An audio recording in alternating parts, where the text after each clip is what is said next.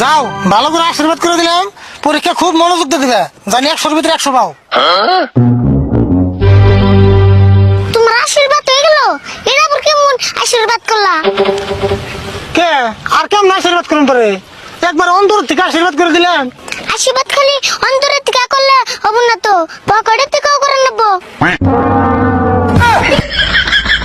আজকে তুই পরীক্ষা দিতে যাবি, তাও তোর পয়সা লাগে। দেখছেন কি কয়, পরীক্ষার মধ্যেই তো পয়সা বেশি লাগে, লিখতে যে মেলা কষ্ট হয়।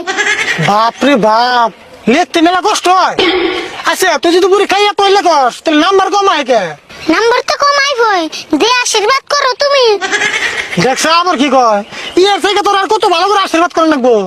হ্যাঁ, বিনা পয়সার আশীর্বাদ তো এম ব্যাম করে করা হারো, টাকা চাইলে দিয়ে দাও না। হাই হাই রে, তার মানে তুই টেয়া সারাই দিকে যাবি না? ক তোর কত টাকা আশীর্বাদ করে রাখবো? এক কাম করো, 100 টাকার আশীর্বাদ করে দাও, তাহলে পরীক্ষার মধ্যে নাম্বার 100 পাবো। তাই 100 টাকাই লাগবো?